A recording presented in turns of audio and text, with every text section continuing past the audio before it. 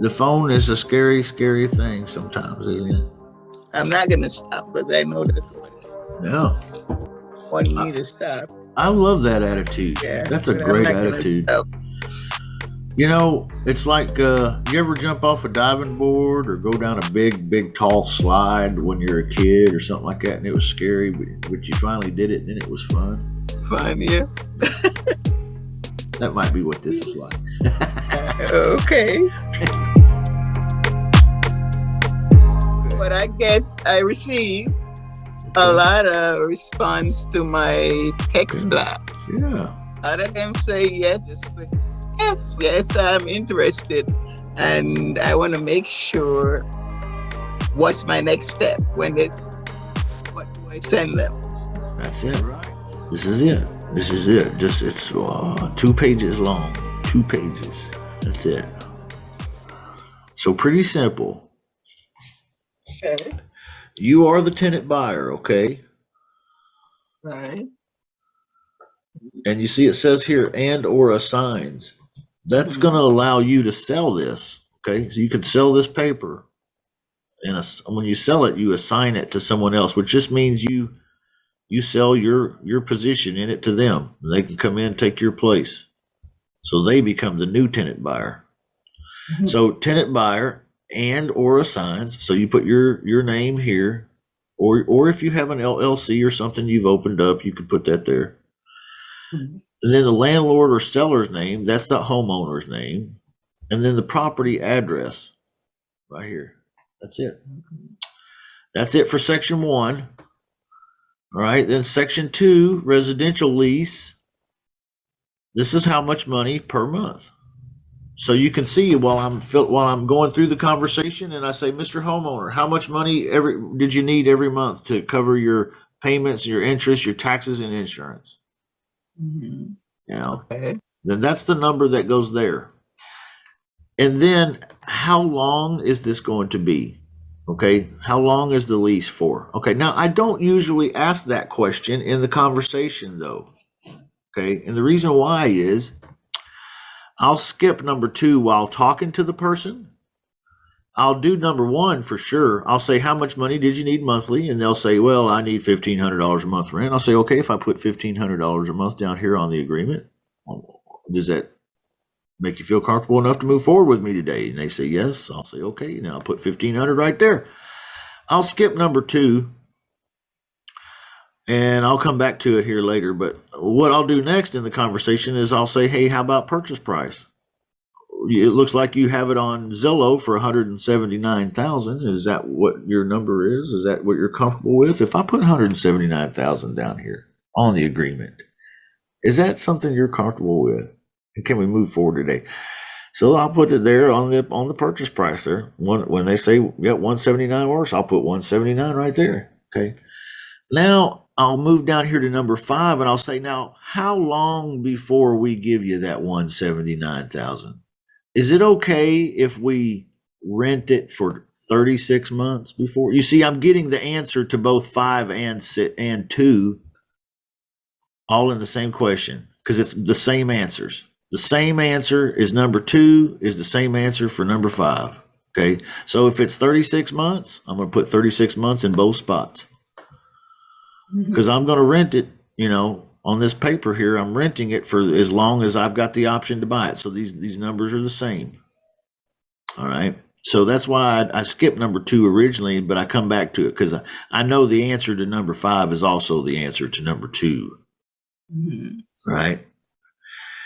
Now, I usually then come back here and I'll do number 3 and I'll say, Mr. Homeowner, usually they bring it up. But I'll say, well, Mr. Homeowner, how would you like it to work? Well, he says, well, I want to take care of all of it. Okay. Well, if the landlord wants to do it all, which is pretty rare, then you'll want to change it and you'll say, you'll change this to landlord. Landlord will be responsible for all. Okay.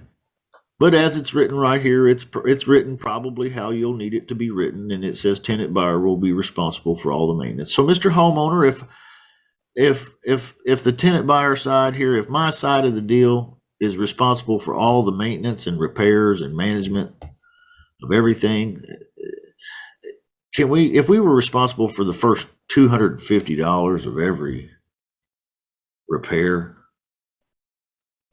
I mean, that would pretty much cover everything, really. I mean, does that make you feel comfortable? Can we move forward with that? Okay. All right, I hope that makes sense, Perzina. Okay. All right, so let's continue. Let's go down to number 6 here. Option consideration. Okay, this is if I owe any money down payment wise. If I owe down payment to the homeowner. Okay, if the homeowner says, "Well, I'm going to need $3,500 down," okay, right here is where I put that number. Okay, $3,500. All option consideration will be credited to the purchase price. Okay, which is right here, number 4. Remember. So option consideration, I would put $3,500 here if that's what we agreed to. If that's what he wants. Mr. Homeowner, if I put $3,500 down here, due before the day we move in. That's what that says right there. Option consideration due the day the tenant buyer moves in. Okay. Due before we move in, $3,500 in your hand. Does that make you feel comfortable enough for us to move forward? Okay. If I cross that bridge and he doesn't want any money down, he never brings it up, I never bring it up, then I'll just delete number 6 altogether. I won't even leave it in here at all. I'll just highlight it and I'll hit delete. Boom, it's gone. Okay.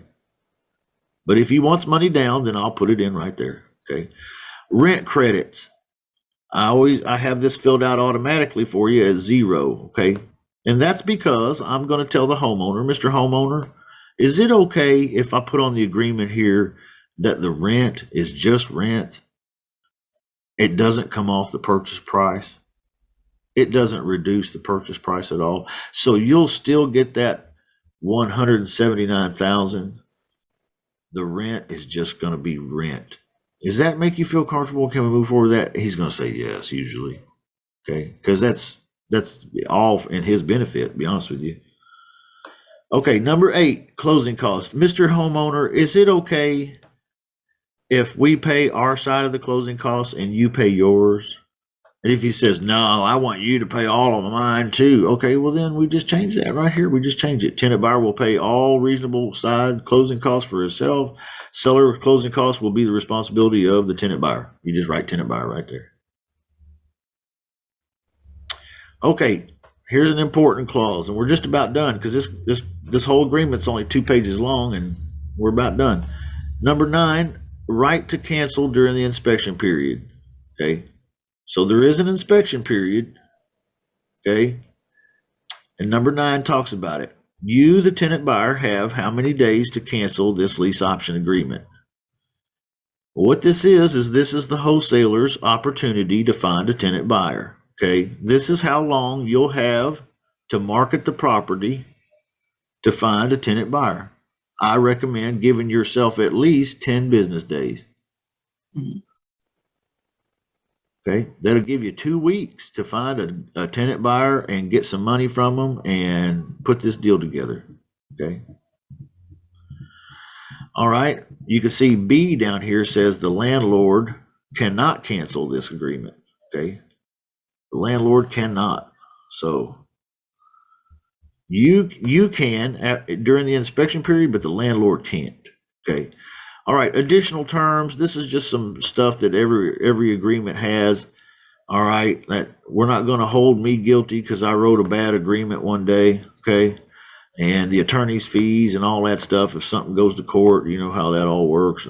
Acknowledgments here, okay? You've read everything, right, before you signed it. All right.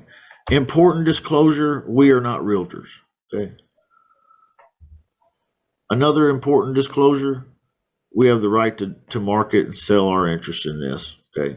And then there's signatures down here. Landlord is the owner and you're the tenant buyer, okay?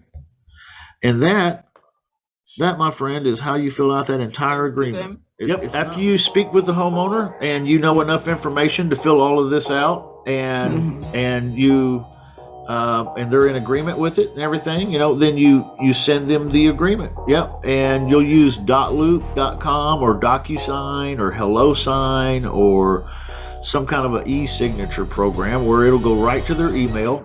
They can open it up on their computer, they can sign it electronically, and it'll automatically be re-delivered back to you with their signatures. You want to sign it first. Our agreement. It's not real complicated, but when it's brand new to you, it looks brand new.